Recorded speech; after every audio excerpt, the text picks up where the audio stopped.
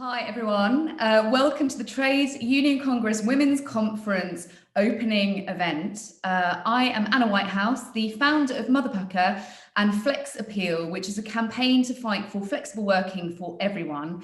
We recently launched our Flex Forever Flexible Working Beyond a Crisis report with Sir Robert McAlpine to look at closing the glaring black hole of inequality that currently exists. So this panel is called Working Women Paying the Price. I think it's fair to say that there has been a huge cost, and I wanted to give some context to my relationship with TUC. So at the beginning of lockdown 3, Sian Elliott, the Women Equalities leader at TUC, and I united on a survey to find out the lay of the land for working parents. To give some context to that, most TUC surveys get around 2,000 responses. This survey had 55,638 responses to give some understanding of the desperation out there. Of that, it was all women. 55,638 responses were from women. And what we found from that was 71% of women had been refused furlough, 90% their anxiety had soared from lockdown 1. But ultimately, the gender impact from the pandemic could not be ignored. Now, Sian and I did a little bit of rough maths on the side of homeschooling and chefing and doing various other things that everybody else is doing. We worked out you're doing roughly an 8-hour working day. You're doing maybe 4 hours of homeschooling, 12 hours of childcare wrapped around that. That's 23 hours in a 24-hour day. There is nothing left. And I think if we look at the embers of SARS and Ebola, it cannot be denied that gender equality is severely impacted in a pandemic. And I think my fear in this is that we're going to wake up from this pandemic in a Margaret Atwood novel. So without further ado, I want to introduce, first of all, the code of conduct so that everybody's clear on how to use this to best advantage. This is an open space conference. We aim for it to be a comfortable space for all, regardless of experience. The TUC has zero tolerance for any type of harassment that is online or offline. Please be respectful to others and engage with understanding and a willingness to learn. And if you are going to be posting today, which we really urge you to do, please use #TUCWomen. Now, I would love to introduce you to our brilliant panel today. I'm incredibly excited. I was saying earlier that it just feels like we've been hitting our head against a brick wall. And finally, there is a panel that is not just going to listen, but actually has the building blocks to, as Boris Johnson would say, build back better. Now, introducing initially Dr. Claire Wenham. She is Assistant Professor in Global Health at the London School of Economics and an expert in health emergencies and gender. Claire is one of the lead investigators of the Gender and COVID-19 project that conducts real-time gender analysis throughout the pandemic to inform those crafting policies, if only they will listen. I also just want to note she's got 15,000 views on YouTube of her daughter interrupting her on a BBC News interview. I mean, if you haven't got a video clip of your daughter introducing you on national news, are you anyone at the moment? Chidi King, I would like to introduce as the Director of the Equality Department at the International Trade Union Confederation, which is the umbrella organisation for trade union national centres worldwide. Since the crisis began, Chidi has worked tirelessly to support trade unions to protect and promote gender equality during the pandemic. Dr. Zubaida Haq is a member of Independent Sage, former Commissioner for Women's Budget Groups Commission on a Gender Equal Economy, and former Acting Director of the Runnymede Trust.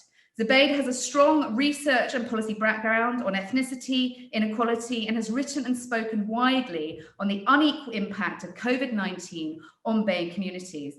I particularly enjoyed her Guardian feature that ended with, "Social change doesn't come through rhetoric alone." I think we're all agreed on that.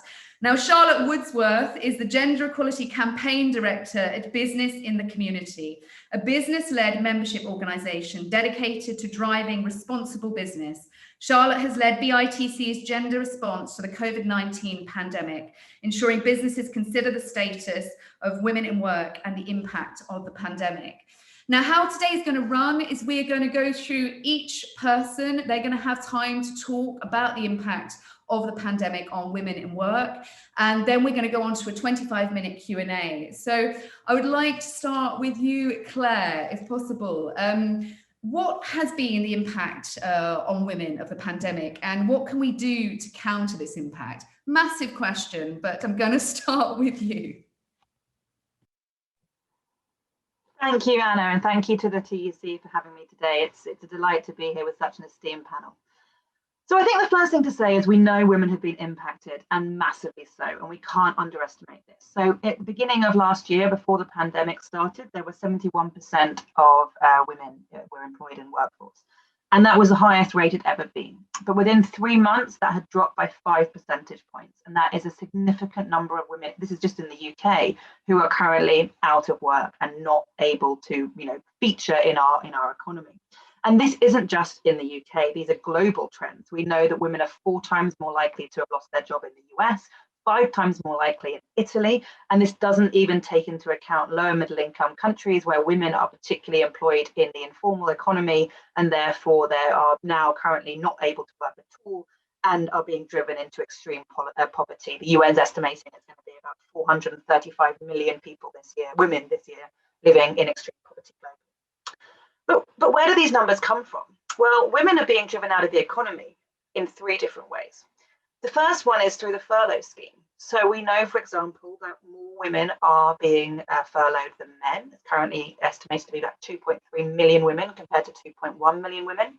And that means you're taking a 20% pay cut. So we've already got women who aren't able to afford to be furloughed. We spoke to many women in our research who are simply saying, I can't live on 80% of my salary. What am I supposed to do?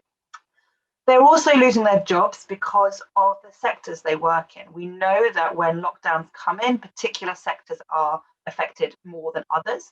Those are accommodation, food, retail, and manufacturing. Now, apart from manufacturing, the others disproportionately employ women. So women are losing jobs because of the policies that have been introduced and the sectors of society they affect. And the third way that women are losing their jobs is because they're absorbing all the unpaid labour within the result the result from the health security policies that are brought in by the government. So the government creates policy which are mainly rooted on epidemiological numbers and modelling, saying we need to reduce, the circulation of the virus, but they don't recognise that to do so, and all the parts of the policies that are introduced, the labour falls onto women. So we know, for example, and as Anna mentioned at the start, women are taking on so much more unpaid labour in the homes, as I'm sure everyone listening to this who is a woman who has any children or other caring responsibilities can recognise. So globally, it's estimated that women have taken on 6.1 more hours per day of unpaid labour compared to men's 4.7 hours per day. And it's also interesting when you break this down a bit further, and the Office of National Statistics were able to do this, showing that the types of labour men and women are doing in the households during lockdown are also different. So we know, for example, that when men are contributing more to this unpaid labour, it's more likely to be in developmental activities. They're more likely to play with the kids, to do the homeschooling, to do the sort of fun stuff almost. Whereas women are more likely to be doing the non-developmental stuff, the things you need to do to keep your child alive, cooking the food, doing the washing, have they got clean clothes, have they got their medicines, these sorts of things. So we also see a difference in the types of activities that men and women are doing during lockdown. But what's interesting is that we don't necessarily have good data on this. Consistently, what survey data is showing is talking about homeschooling, which starts to give a slightly different picture, and it doesn't necessarily reflect the true burden of labour that's happening in all households. But the research question we ask in our research currently in the UK is, well, why is it that women are absorbing this labour? If we know this is what's happening, why is it that women are doing more than men? And the conclusion of our research basically says there's 3 factors for this. The first one is cultural gender norms, right? Women have been doing it normally, therefore, at the time of crisis, women absorb it. And culturally, that is how we are used to doing things. And despite, decades of push for gender equality, it still falls to women. I was reading a paper just this morning from some psychologists who were saying at time of crisis, it tends to be that these more conservative norms get further entrenched. And actually, we saw it in post 9/11. We saw a wave of greater gender inequality be entrenched. And again, now during COVID and during pandemics, we're seeing gender norms really be perpetuated rather than challenged.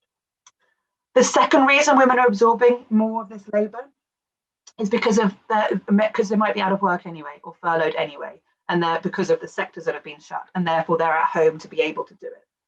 And the third one is because of the gender pay gap. If you're in a dual parent household and you have to make a decision about who's going to work and who's going to do the unpaid labour, you're going to choose the person who earns the most to keep keeping their salary. And so that's why it's so important that we have all this data, which is sexist aggregated, to be able to really understand these issues. Now, obviously, these issues aren't experienced by all women in the same way, and I'm guessing Zubaida will go on to talk about the different inequalities, and we shouldn't recognise that all women face the same problems during the pandemic. But I think going forward, there are two major concerns that I have, and two major concerns that we need to be addressed. The effects of all this additional labour and additional work on women, and women being forced out of the workforce, has a short-term effect, right? We know, for example, that women are completely at their bandwidth. As Anna was saying, they're trying to work 23 hours in a 24-hour day.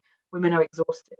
This is having a direct impact on mental health. Mental health concerns have skyrocketed amongst women with children under the age of 11, more so than any other group, and that's a global trend. But in the long term, I think there's real concerns for continued economic participation of women in the labour force. That's because of the challenges we're now seeing as a consequence of the childcare sector being on its knees before the pandemic, and now even further decimated by the closures that they've been facing. As well as what jobs might be available, what sectors might not survive going forward as a consequence of the pandemic. And I just want to end on saying that this isn't new. Right? The government might say this is unprecedented. We didn't know about these gendered effects. It's a complete lie. We did this research for Ebola. We did this research for Zika. We have shown that these have long-term effects on gender equality. In Ebola, in the wake of the Ebola outbreak, 63% of men had returned to work within a year, compared to only 17% of women. And 90% of mothers of children born with congenital Zika syndrome still haven't returned to work 5 years later. So we really shouldn't be surprised by this, and we really need to hold the government to account. They knew this was coming.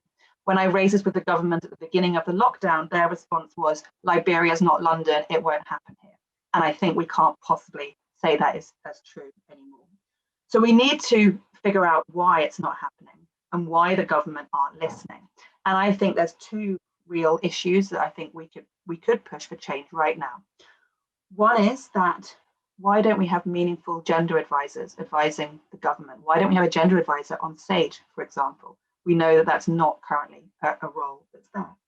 And why have we got a minister for women, which is a shared appointment as a Minister for International Trade? They're obviously going to be prioritising trade at the moment. I think we need to push for these two key roles, as well as a much strengthened government equalities office, to really ensure that we are doing all we can to ensure women's continued economic participation, ensure equality impact assessments are undertaken, and that we don't lose a whole generation of women to COVID and lose their role in the workforce.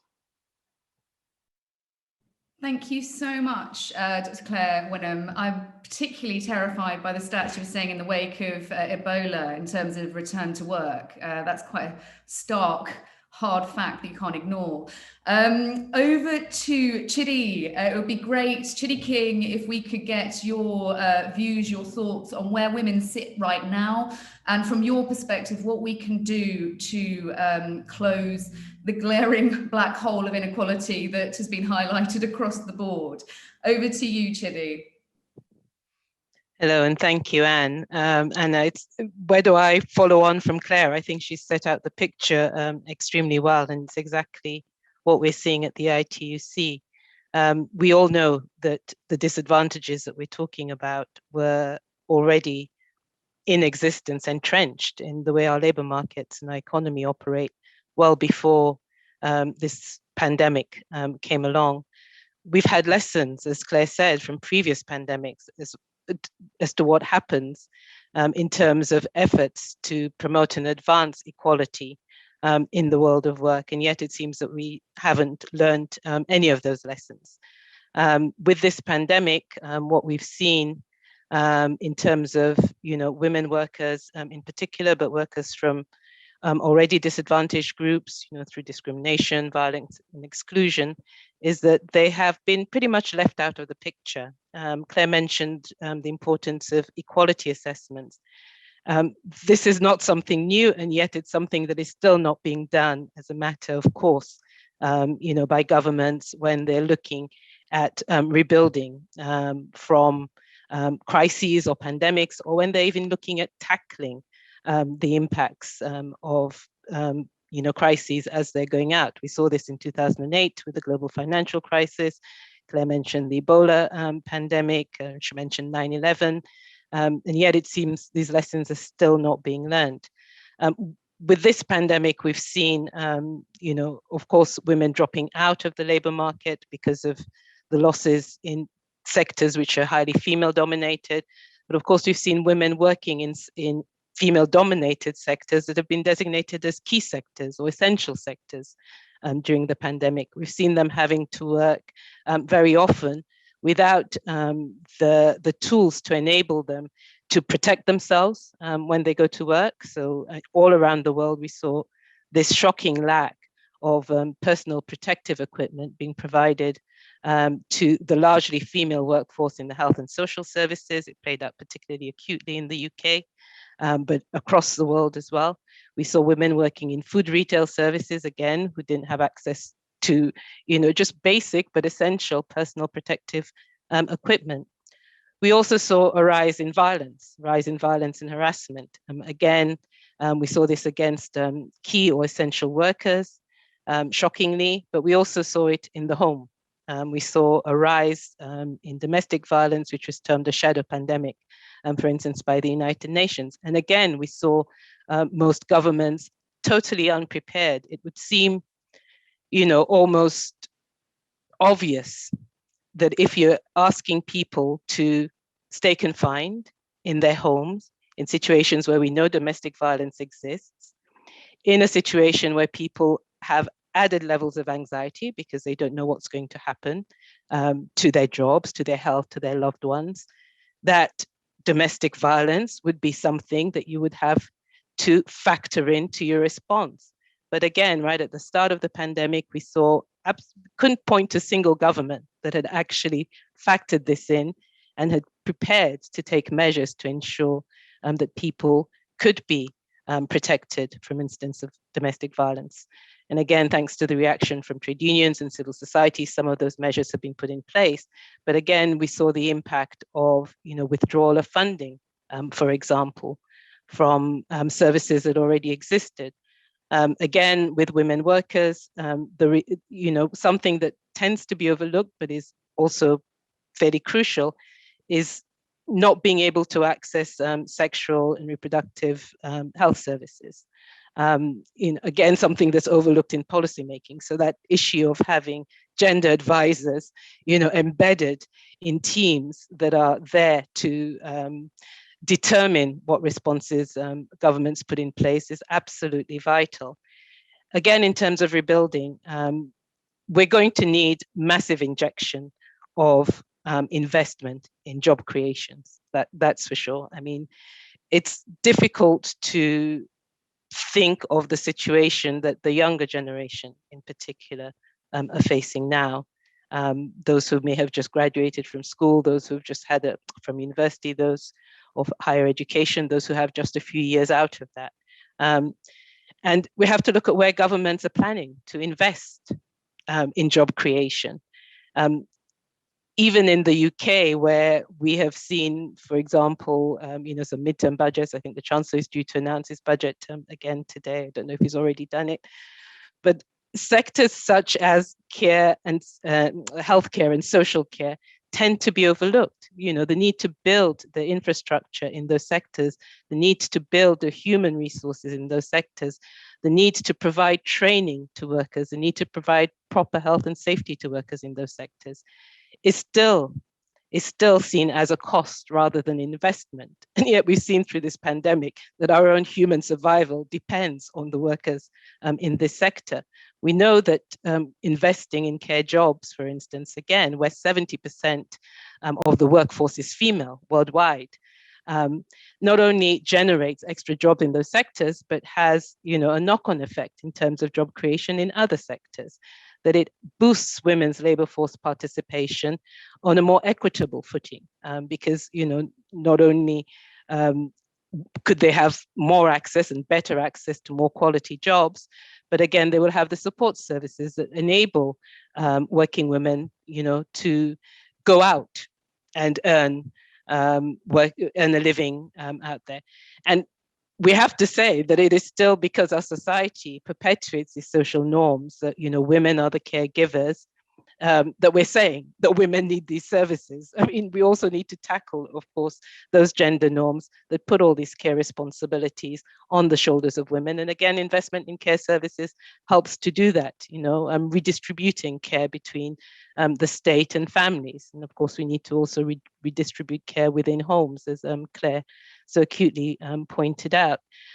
So from the ITUC's perspective, if we are going to build back better, to borrow that phrase, I think we need to build back completely differently.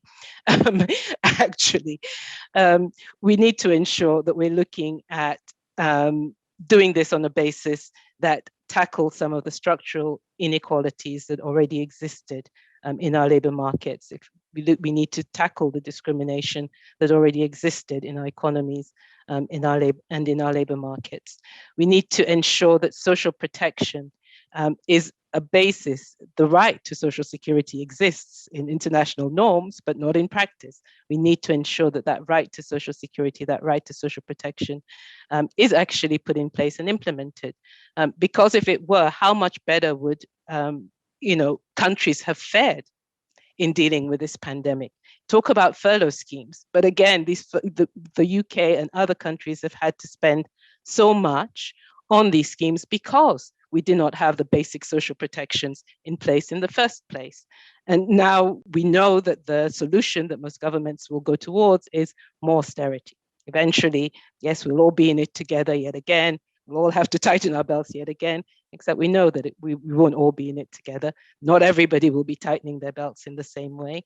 And unless we're tackling these issues now, we're going to end up not where we were before, but much further back than we were before.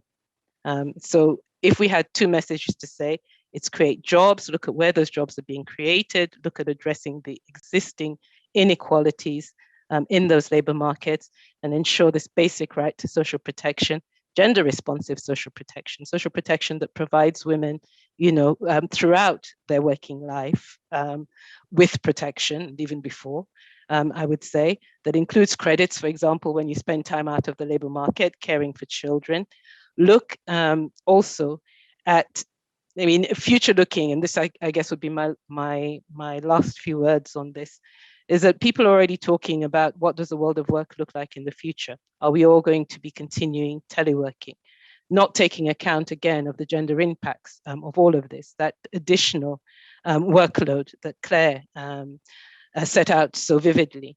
Not taking into account the additional risks that come, whether they're risks from domestic violence, whether they're psychosocial risks that are associated with having to balance so many different factors of your life, working from home, whether it's the intensity from work, if you're having to sit in front of a screen all day, those also have to be factored in.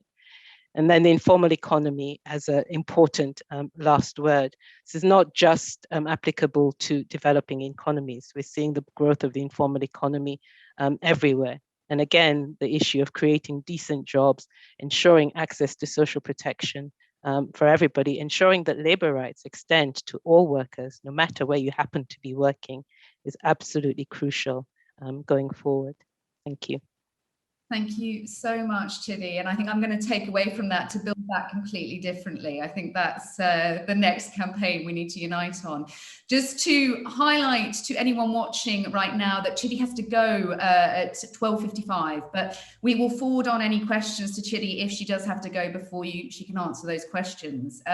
Anyone who's just joined, today we're obviously looking at the gendered impact of COVID-19 and the risks that it has for Black women, the risks that it has for those living with disabilities, those on lower incomes and mothers, which takes me on to Dr. Zubaydah Haque. I wondered if you could give us your perspective, following on so brilliantly from Chidi. Where does women sit right now, and what do you think we can do moving forward from your side? Thank you very much, and thank you, Claire and Chidi.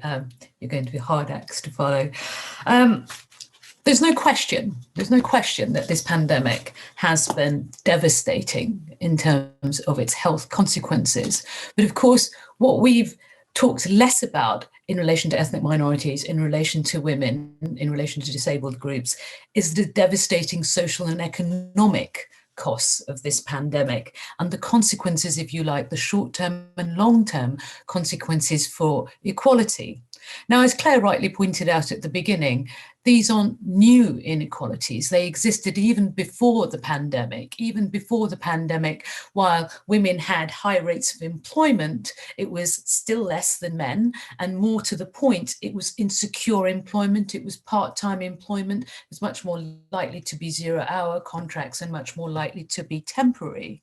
That, of course, is quite similar to issues of, in relation to Black and ethnic minority groups as a whole. We know that, Black and ethnic minority groups and women are much more likely to be frontline workers, are much more likely to be in insecure work, in low paid work, all of which has meant, of course, that not only have Black and ethnic minority workers, as well as women, and of course the intersectional Black and ethnic minority women, been much more likely to be exposed to this virus because they've been on the front line, and also they've been having to work because they're in low paid work and insecure work, while the rest of us have been at home. But it's also mean that they've been underprotected, and they've been underprotected health-wise, and they've also been underprotected social and economic-wise, as Chidi suggested. Now, I'm going to start off very quickly, before I talk about the social and economic costs, reminding people that while this pandemic has always, or it started off as being called the great equalizer, it is of course anything but. And nowhere was that more obvious than when we started to talk about the health impacts of this pandemic. It's been referred to very much as the male crisis, because men are much more likely to die than women in this pandemic. But lo and behold, hardly anyone has spoken about the fact that Black and Asian women have been much more likely to die than white women in this pandemic, that Black and Asian women are much more likely to die than even men to some extent, that Black and Asian women are 1.6 times more likely to die compared to their white counterparts. And that's been completely ignored. But quite honestly, I think recognizing the extent to which this pandemic has affected women overall, as well as health-wise, has been not only ignored, but to a great extent, women have been completely invisibilized. And that's been shown in the analysis in terms of breakdown of this pandemic on women, the health breakdown. I remember a while ago, about a year ago, reading about the fact that Black pregnant women were 9 times more likely to be admitted to hospital with COVID than any other group. But that was just mentioned in the papers. That was barely mentioned by government. Certainly nothing was done to counteract that. So I think there are some real issues there. But moving on to the social and economic consequences, I won't talk too much about the figures because Claire and Chidi have referred to those. We know that women have been much more likely to lose their jobs, much more likely to have their hours cut, much more likely to be furloughed, much more likely to be doing the sort of having the disproportionate burden of unpaid labour in work. And as Claire rightly pointed out, it's not the exciting parts of looking after children. It is much more the arduous and the sort of everyday chores of looking after children, of simply keeping them going, from washing their clothes to doing their homework and so on. And all of that, of course, has meant that women are not only losing out financially, because they've had to cut their hours of work, because they're more likely to be furloughed, because they've lost their jobs. But it's also meant, of course, that it's had an impact on their work.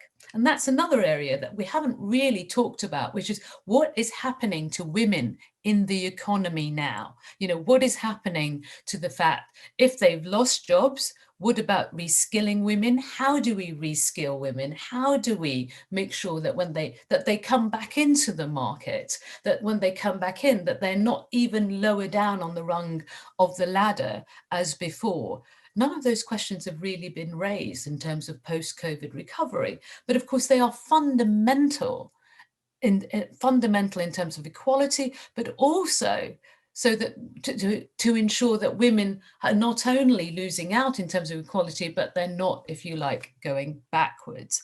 And those questions simply haven't been raised. We know for Black and ethnic minority women, some of those questions are even more urgent, because while white women have lost out compared to women, we know for Black and ethnic minority women that those inequalities have been much more likely to be compounded in terms of debt, in terms of really struggling to make ends meet, in terms of the fact that Black and ethnic minority women are much more likely to be on universal credits, and that welfare system hasn't supported women. So we've got, if you like, that perfect storm of disadvantaging factors that have not only put women in a much worse position, but have put Black and ethnic minority women at a much more disadvantaged position as well.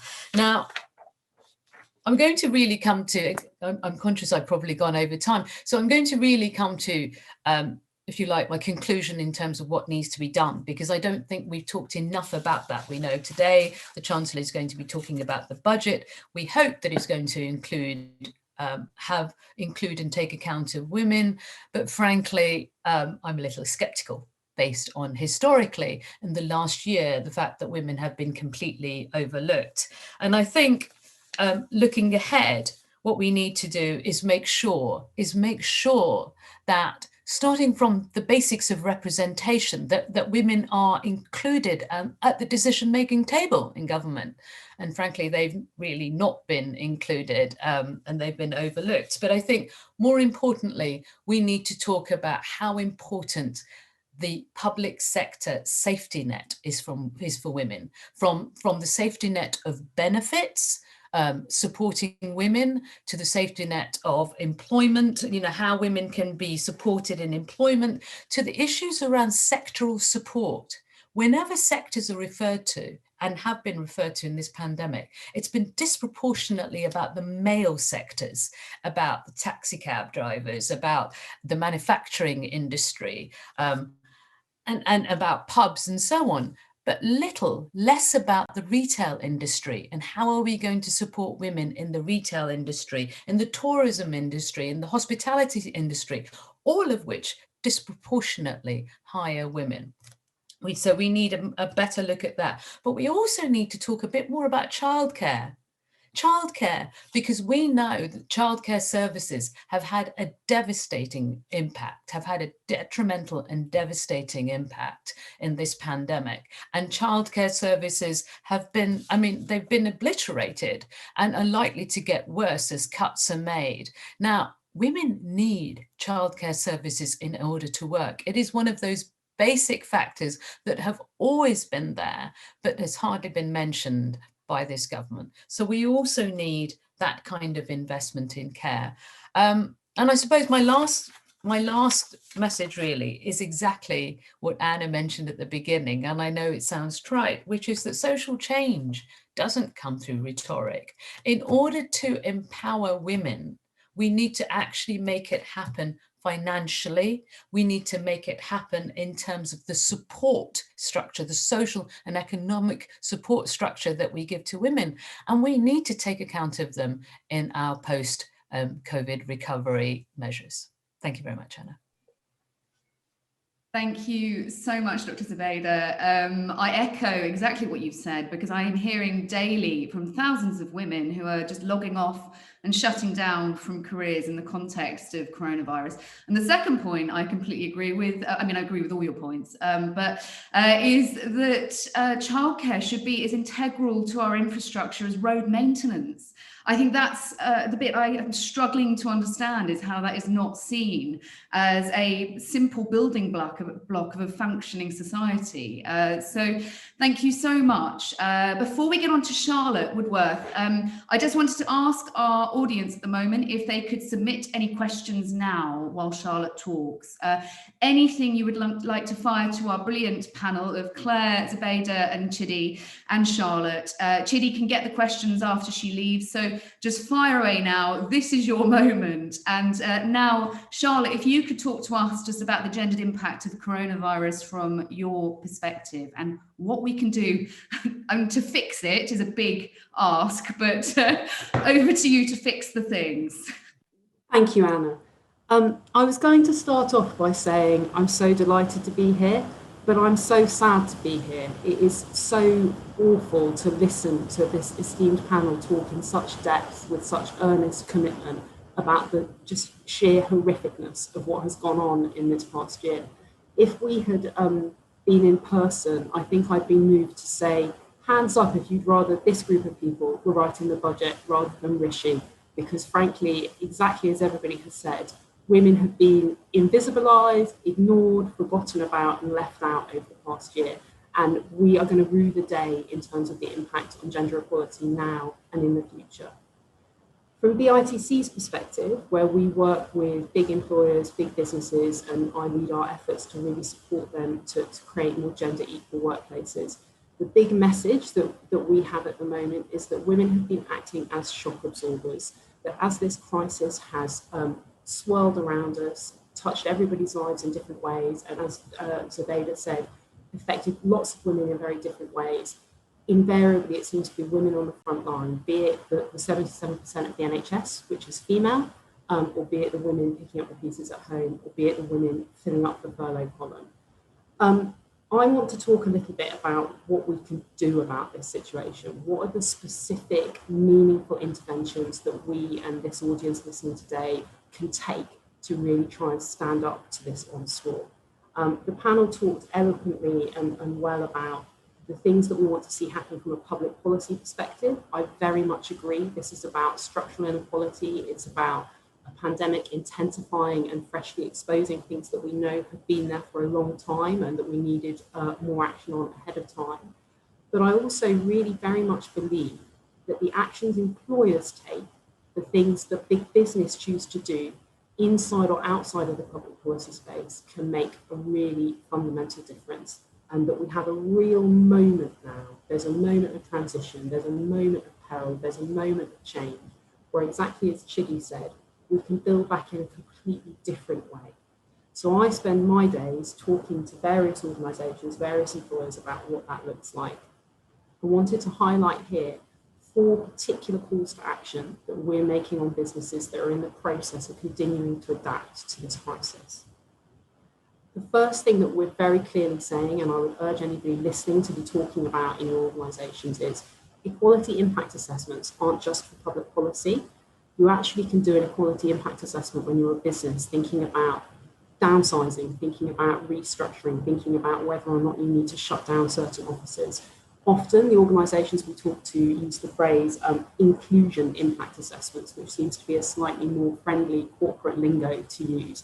What we're very much saying to them, do this not just on a point of ethics, but do it because if you want to build a resilient business going forward, if you want to get your profits back up, if you want to be here in the next 2, 5, 10 years, you need a diverse workforce. And shame on you if in the next year you see your demographic, your workforce go back to what it was perhaps 20 years ago, where women of colour, different demographics have drained away because you didn't keep your eye on the ball when you were restructuring, when you were furloughing, when you were shutting things down, about making sure you had that diversity in the mix. That's the first thing we're saying. The second thing we're saying, as we've heard from the panel today, the extent to which women shoulder the kind of lion's share of doing caring, both formally and informally, has really, really come into the spotlight today. Businesses can do something about this. It isn't good enough to be a business and say that you believe in kind of gender equality, but when somebody comes to you and says, I'm having a baby, to say, oh, can you just tell me, are you a man or a woman? Because we'll decide how much time to give you off according to that. Time and time again, I talk to organisations that offer enhanced paternity leave and enhanced maternity leave, but have yet to really pull through and follow through on making sure they're actually sending a message to their teams that they want to support men and women, people of all genders, for care. Now is a moment where we can really, really be pushing that narrative. I really think we need to do it. And we hear again and again from the organisations we work with that whilst, as everybody has said, women have very much stepped into the breach during the past year, many men have done more than previously and are saying they want to carry on doing that. So this is the moment for organisations to respond to their employee base saying, actually, I don't want that kind of 1950s model. I want to play a more active role. Thirdly, on hybrid working, essays have and continue to be written about is the genie out of the bottle in terms of flexible working, and Anna knows much more about this than most of us.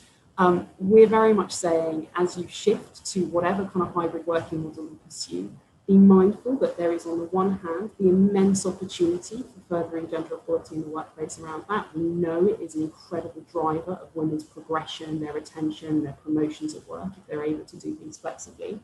But at the same time, be mindful of the pitfalls. There is a concern that organisations choosing to go kind of, a bit more voluntary, a bit more self-selected, whether you stay at home or you go to work. There is a worry that we're going to see many more men return to the office than women, and that we might actually see quite a gender segregated setup.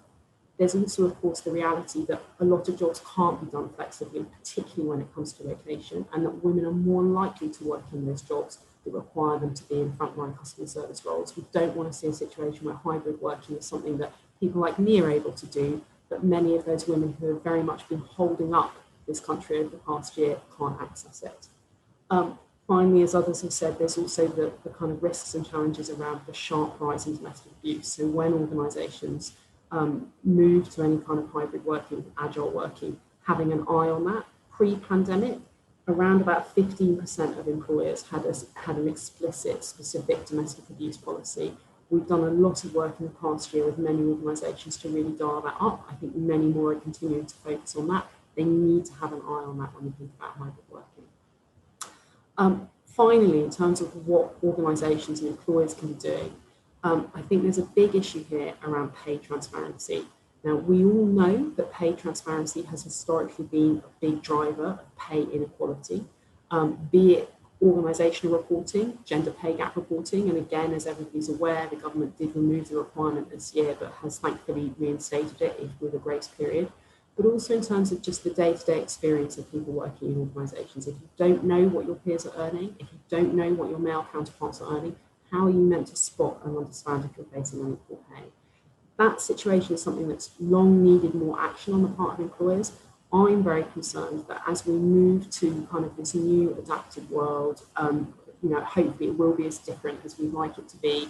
There is a risk that we actually go backwards in terms of pay transparency, that as we're a little bit more atomized, a little bit more disparate, as people are working in different spaces, that we see less rather than more frank conversations about pay inequality. So this is a moment where we really think employers should double down to a transparent by default approach.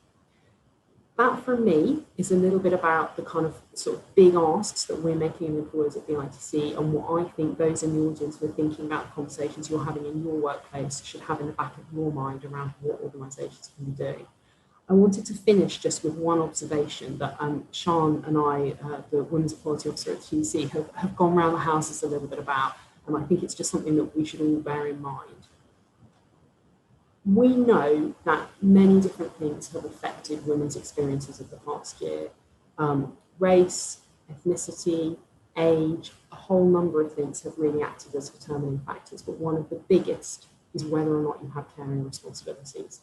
And I and others have spent a long time talking to government, talking to employers, talking to different campaigners about what are the mitigating steps we can take to support women who are having to do this double shift, as Anna talked about.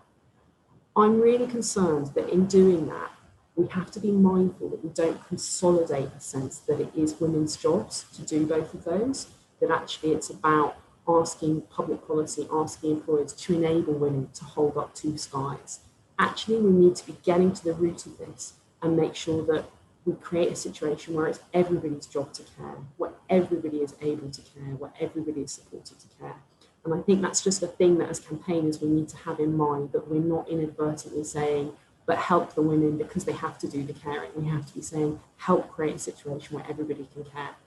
And the second point why I'm raising that is that I'm hearing anecdotally quite a lot a concern that motherhood bias, prejudice against people with caring responsibilities, it's back with a vengeance.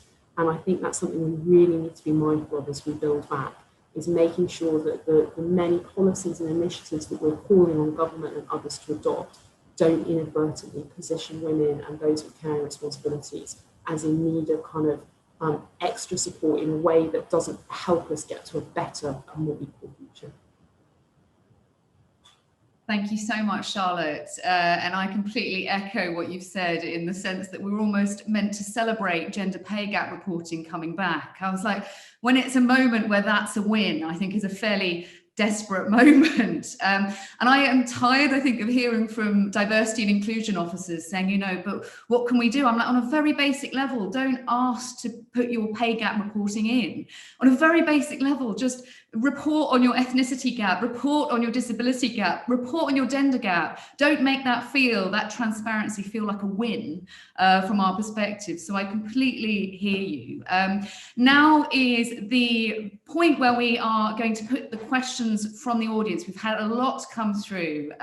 Some very big discussions across the board are going to come forward. Now, the first question, I'm going to start to direct this to Dr. Zubaydah, but then we'll go to sort of Claire and then Charlotte afterwards. This is after the 2008 financial crash, the government introduced austerity that disproportionately harmed women, particularly BAME women, disabled women and single mums. We're already hearing a rhetoric of the debt must be paid back, but we know this is a false economy. Austerity did more harm with soaring poverty among women and children and drove our public services to the brink. How can we organise against this narrative now so that women aren't made to pay for another crisis again with austerity 2.0? Over to you, Dr. Zubaydah. That's an excellent question, and something that we're constantly battling with. I think from a very basic perspective, we start from insisting, as Charlotte suggested, on equality impact assessments. One of the reasons austerity measures were allowed to go as far as they did was because the government did an extremely poor job, and I think it was deliberate, to not collect the data on the extent to which austerity measures were affecting women more than men, and Black and ethnic minority women more than their white counterparts. And of course, it was Black and ethnic minority single households who were the worst affected. But that data came from the equality sector. That data came from the women's sector. It didn't come from government. We had to drag government. We had to drag that information out of government. So I would say, as a researcher, as a lifelong researcher, and as someone who has learned, particularly from the last year as director of Runnymede Trust and member of Independent Sage, that data is the most fundamental aspect of this, which is because if you don't collect data, disaggregated by gender, which is the most basic demographic breakdown that you need, then it's as though a problem doesn't exist. And I think so that's where we definitely start. But I think it is also a good question to ask, you know, what will happen to women? You know, we've heard from the panel, from the excellent panel, about the disproportionate impact that this pandemic, the social and economic impact that this pandemic has had on women. I've mentioned the health impact, the disproportionate health impact that it's had. And I think one way to start is to insist not only in terms of morally and ethically that we should have gender equality, but also that what's good for the economy is good for the family. We know that children will benefit enormously from having that equality, but we also know we've made so many gains. You know, what is the point of having an equalities minister if they don't then protect, as I've said, the most basic demographic breakdown in the country, if they don't protect women? As I've mentioned, some of the measures are obviously, gathering data. The equality impact assessments are absolutely fundamental, but I think that stronger safety net, as I mentioned, we do need that stronger safety net to get women through the next, God, it could be another year. I mean, things are going to get worse economically before they get better. We need the furlough scheme to be extended. We need that support for parents, recognizing that women are taking on the disproportionate burden of care, because support for parents means protecting women in employment. We need that support in the childcare sector, because that support there means that women will be more able to work. We need more investment and more imagination and more work done on how we can reskill women. You know, it is shocking to me. I was invited late last year to look at some issues around post-COVID recovery and skills redeployment, and they barely mentioned women. It was shocking to me that they did not mention women. So I think all of those things, and I said, you know, the sectoral care, the sectoral support, we need to think about sectoral support in that way. It's not just about the pubs and the restaurants. You know, we need to think about where women work as well. Thank you so much, Dr. Zubaydah. I mean, on that point, I think earlier saw that 47% of women mothers have logged off from their careers or quit or been made redundant compared to fathers. So, you know, when you start seeing the facts and pull them together, it's quite deeply concerning. Dr. Claire, would you like to give your thoughts on that same question, and then we'll come to you, Charlotte, afterwards? Yeah, I'll just be brief. And I think following on from, the excellent points that Zubaydah's made, I think, we know that austerity is one of the reasons we're in such a big problem now with COVID. I mean, the effects of austerity policies on our health system meant that, we had cuts to public health, we had cuts to interventions such as, tobacco control and alcohol control and obesity control. And these are all things which directly, are risk factors for COVID, right? That's why we're seeing so many people with comorbidities at the moment. And those are the ones who are most at risk of COVID. So I think, as well as making the clear gender equality impact and analysis that Zubaydah's had, let's just talk about, reality of people's health and the impact that going back into austerity could go to. And my suggestion would be to think innovatively about this and think about what other countries are doing, right? This is one of the only times globally, well, certainly, I guess, since the financial crisis, that every country in the world is facing exactly the same problem. And so we can learn from the policy interventions that are happening elsewhere. Now, we've seen different countries be innovative around gender equality in the immediate term. Last year, we saw Germany introduce different policies to try and give parents extra paid leave and give extra money to a kinder bonus to children, or to parents of children. And we've seen strides going forward in Scandinavian countries where they've made different policy decisions around domestic violence and how to work with people who are at risk.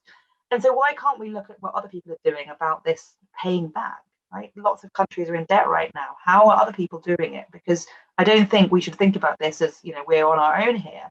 This is a global problem. And what can we learn from other countries as we go forward? Thank you so much, Dr. Claire. Over to you, Charlotte, and then we're going to come on to a very big question on childcare. So the big topic today. Over to you, Charlotte. So just two quick answers. The question asked about what can we do to organise, and others have talked about kind of data and looking to international audiences. I think there's two other things I'd throw in there. Narrative. Many of you will have seen that the Vice President in America, Kamala Harris, talked about it being a national emergency, what's happening for women in the workforce. Why isn't that being said over here? The emergency budget that brought, the austerity budget that brought in the policies that Claire talked about having that terrible impact, the PR around that, it was described as the emergency budget.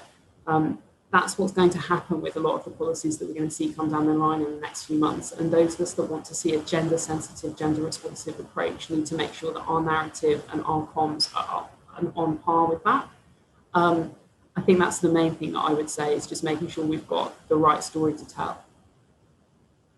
Thank you, Charlotte. On that point, I just want to say that I mentioned that the current situation we sit in, is a national emergency. One response I got from a man was, "Is it your time of the month?" So that is just where we are right now, to give some lay of the land. So the next big question is childcare, and I think this is one we've had, I think the word unprecedented has been used throughout, but an unprecedented number of questions around it. So many women work an atypical shift, evenings, weekends, early mornings or late. We've all discussed this. But childcare is still very rigid, Monday to Friday, 9 to 5. This holds women back in the workplace and traps families on low incomes. How can we change the childcare infrastructure to support working mums? Let's start with Charlotte, if that's okay, to come back to you on that question. How can we change the childcare infrastructure to support working mums? Big question. I guess there are kind of a few things that occur to me when I think about that. One, I think we need to remember that childcare in itself is by and large delivered by women, whether it's paid or not. And I think that's sometimes a bit absent from the conversation. So we need to recognise that when we're talking about that sector, we're talking about a sector that is dominated by women who by and large experience quite low levels of pay. It's a sector that isn't as unionised as some would like. There's lower levels of unionising the lower down you go in terms of age groups. So I think it's important to recognise we're talking about people's jobs. In terms of changing the infrastructure and the understanding around it, I think Dr. Zubaydah said earlier on, we need to have a really dramatic value shift in terms of what we think of as important. Investing in road building, investing in engineering, investing in airports is investing in men, both in terms of the workforce, but also the people who are most likely to use it. Investing in childcare, investing in caring, investing in social care is investing in a workforce that's primarily women and a group of people who rely on it who are primarily women. So I think it's about a big value shift and a kind of change in emphasis from those that hold the purse strings around what we consider to be essential services. That doesn't really answer the question in terms of the kind of structure of it, but I guess I would like to think there's some hope in the understanding of what a key worker is, I think, has shifted in the last year. The understanding of what services are really essential to society has shifted. And so I think there is a moment now for us to be really challenging and championing childcare as a vital service and all the changes that go with that. Thanks so much, Charlotte. And Claire, could you give us your thoughts on sort of the infrastructure around childcare we can do to shift? My initial thought would be, there's just simply not enough money in the sector to be able to facilitate that. So we need to see a wholesale change in the money that goes into the childcare sector. And I think particularly as we know that, the subsidies that the governments give are based on, how many children are attending at any one time. And, I haven't seen the data in detail on this, but I'm guessing last year there were a lot fewer children attending. Therefore, there's going to be less money going into that sector. Currently or next year at least, or this year at least from last year. And so I think that's going to raise real problems. I think also the fact that we've had them, had to be being kept open in lockdown 3 is a result of the fact that they're private, right? And the government can't afford to bail them out. And I think that's why they're still going when other places aren't. And I think this points to the fact there's just simply not been enough investment in it. And I think to be able to facilitate those wraparound hours, it's going to require a wholesale injection of cash. And, I don't want to go further into borrowing to do so, but I think we have to think creatively based on what Charlotte said about what do we value and make sure that does happen. Because otherwise it's going to, again, be women who aren't back in the workforce and women who need those wraparound hours, particularly at difficult, non-traditional times of day, which are going to be kept out. Thanks so much, Claire. And over to you, Dr. Zubaydah. Well, I certainly support what Claire and Charlotte was saying in terms of investment in the early years, because there's been widespread closures.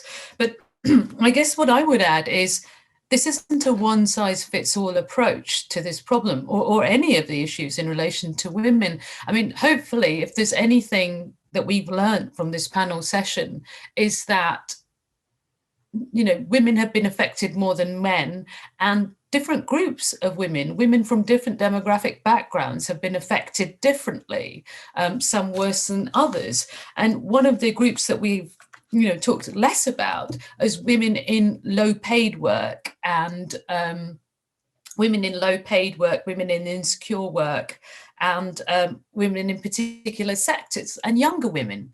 And what we know from the analysis of the data of the pandemic, the social and economic aspect, consequences of the pandemic, is those groups of women, low paid women and younger women and younger mothers, have been disproportionately hit by this pandemic. And of course, childcare in deprived areas, we've known historically, has always been bad, has always been poor. It is why women who are in low paid and insecure work have relied on their parents, which of course has been very difficult in this pandemic because grandparents have been having to self-isolate. So what we need is are measures that take into account what childcare is like in deprived areas versus less deprived areas, taking into account what women from different income groups and women in different kinds of jobs, what they need.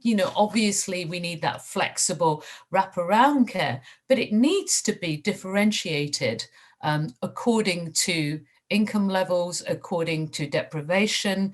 And we need to recognize, as Claire mentioned, that those who are working in childcare are also themselves women in low paid work, and we need to support that as well. Thank you so much.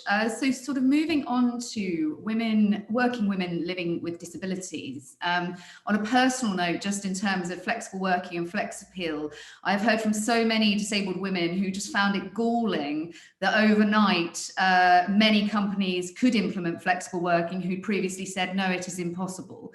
It was just a huge slap in the face, just simply saying, you know what, we didn't actually want you, is the subtext to that. So I think this is a slightly different question, but that was my my interjection there in terms of this area. So the big question we've had is disabled women workers are among the most disadvantaged groups of female workers, particularly disabled women who have more than one protected characteristic. They are at high risk of domestic abuse, of living in poverty, and went into the crisis with a gender pay gap of 35%, double that of the national average. How can we boost representation of disabled women, their voices and needs in this pandemic? Is there learning, as Dr. Claire said, from other countries that we can look to? I'm going to ask Claire first, if that's possible. Sure, thanks. I'm not sure I have the answer. I haven't looked in the research on this myself, so I can't speak with any authority on this. My sense would be that we'd need, obviously, this is a massive issue, and all the different intersections of inequality have been exposed by this pandemic, and we need to not just think about women as a homogenous group and recognize the differences between them, as Zubaydah's work has often shown. And I think, what we should be doing, though, is recognizing how can we get those voices in the room. And, I personally think that, we need to get the expertise and advice of those who study and those who are affected by the issues. And we can see different models of engaging with civil society and decision making in a whole range of different health institutions, but that's not occurring here. We don't have the effective voice in the room. And so while people say, get people who live with different protected characteristics in the room might help, we need to get those who are actually acutely affected and not the ones who aren't being affected by the number of problems. So it's not just about getting more women in the room or more disabled people in the room, it's about getting those who actually are living the realities and not those who are more affluent, who might not experience the full downstream effects of it. And there's lots of models you can look at of how to do that meaningfully, how to work with civil society, how to work with individuals, with patient groups. We do it at all levels of society in the UK and globally, but somehow it hasn't happened at this, tyranny of the urgent, of just trying to get things done to end the pandemic. And I think we need to think a lot more carefully about how to do this. Thanks, Claire. And over to you, Charlotte. Yes, so I think there are a few things I'd just sort of add as a follow-up to what Claire said there. I think the move towards more flexible and agile working, smarting as it might be, as you said there, Anna, I think we need to make sure that that goes beyond working patterns to think about working cultures where we value more clearly output and kind of delivery over presenteeism and hours and physical location. And I think that, as I understand it from the communities that we work with at BITC, would go some way to ensuring that disabled women had a fairer slice of the pie in the workplace, because there would be less focus on that kind of very presenteeism culture that looks at micromanaging around when you do stuff, how you do stuff, but much more about what do you deliver. I think the second, and this feels like a very tactical thing to suggest rather than a very strategic thing to suggest, but I'm going to share it anyway. A lot of the employers that we talk to at the ITC have done an incredible amount of what they call pulse surveys, where they do kind of a monthly survey of how our employees working, how are they feeling. And during COVID, we've been working with them to do those more frequently, but also to complement those with more in the way of qualitative insight. So we run a lot of schemes around listening circles, storytelling, where we'll come in and facilitate senior executives perhaps hearing from an underrepresented demographic, an underrepresented group of people, telling their experience of what it's been like working there, perhaps talking about in the context of COVID, making sure that there are opportunities for people to hear from different voices in the room, rather than just looking at those quant figures on a pulse survey that, fingers crossed, have been gender disaggregated. And I guess that tactical intervention, ensuring the disabled lived experience is being heard by senior ranks and employers, is something that should be considered. And then very finally, I think, as others have alluded to, more fool us if, as we emerge from this crisis, we think about the different groups of people that have been affected in different ways in a very siloed way. We need to take an intersectional approach that has to be absolutely front and center of how we try and build back going forward. And that should ensure consideration of different women's experiences. And I think we're all probably aware of the comments that Liz Truss made around how we should think about equalities going forward and the approach we should take. And I think the big message from me would be applying that intersectional lens. You're not talking for all women if you're not also, for example, considering disabled women's experiences. Thanks, Charlotte. And Dr. Zubaydah, this is the last question before we have just a closing question.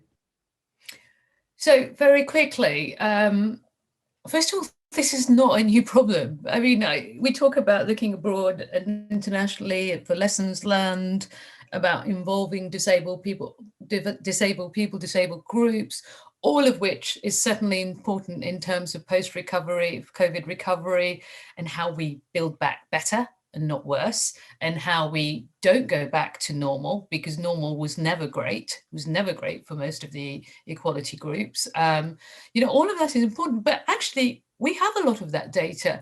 We have known for quite some time, how to support disabled groups at work, how to improve representation, how to listen to their lived experiences. This has been done for some time, and I think the only thing that's been lost is political will here. There's a complete lack of political will and interest in this area, and we need to regain that. And we need to regain that quickly. I think the other things I would say is, just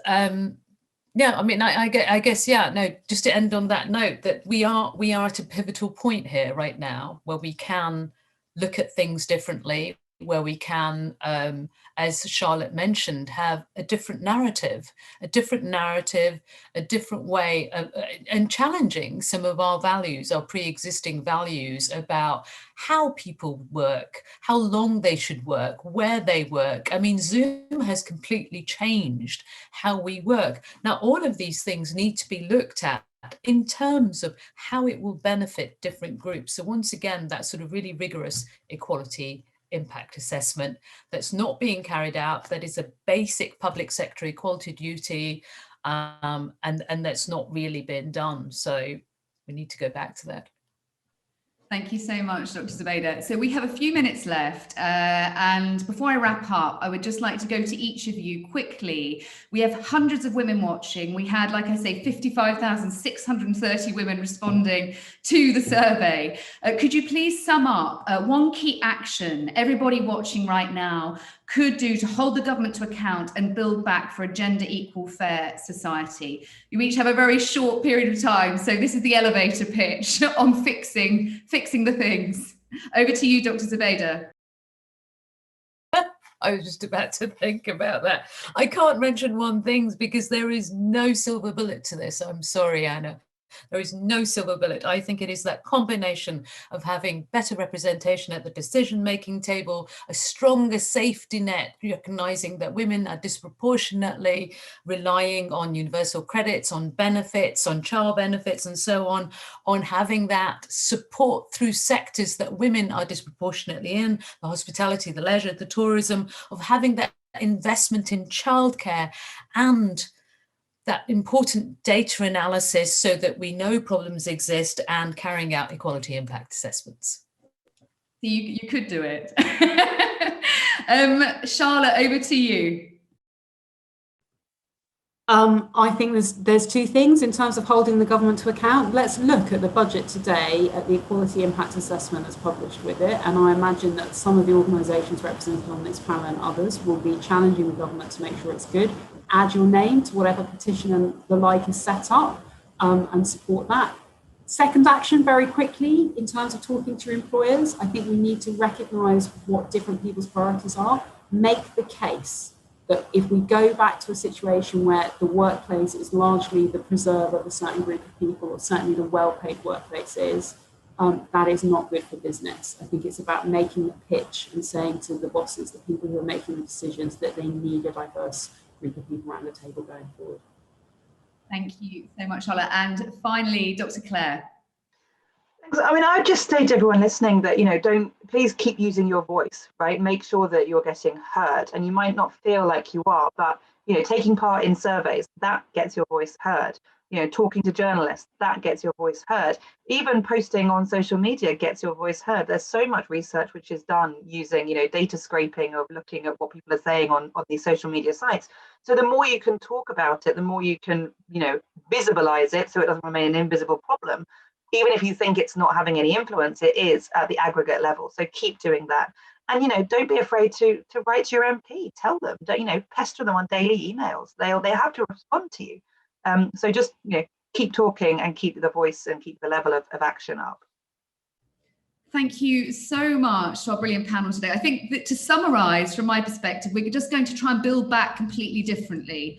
I think that's the best way to summarise here. But I want to thank everybody, not least of all the hundreds of people who have listened in today, because like each and every panellist has said, each one of us is a building block to changing the landscape. And I think, like I said, everybody I've spoken to has felt unheard, has felt like they are hitting their head against, I was going to say a brick wall, a Duplo brick wall, whilst treading on Lego at the moment. And I just want to finish with a meme that consistently popped up on my timeline at the beginning of the pandemic, which was that Sir Isaac Newton, apparently during the bubonic plague, he came up with the theory of calculus.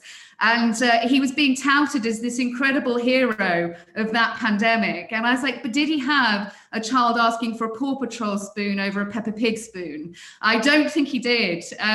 But thank you to everybody here today. Please do take into account everything everybody has said. We must learn together, build back differently together. And if you would all like to tune in to the next session, which I am going to be there on the front line, not as a key worker, is going to be 6:30 p.m. is a brilliant session called Our Future, Our Fight. It really follows on from what's been spoken about today. It's strengthening women's rights rights at work, which really picks up the reins of everything we have spoken about today. It's going to be chaired by the brilliant Professor Aileen McColgan. But yes, finally want to thank everybody here, not least of all the Trades Union Congress, who have lifted me up when I felt like I was in a million pieces. We have to do this together.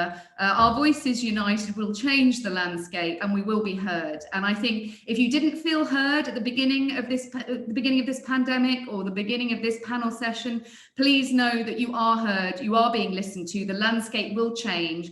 These women have your back. Thank you so much. And thank you to Sean Elliott for driving such a brilliant conference. We'll see you again soon. Thank you. Bye-bye.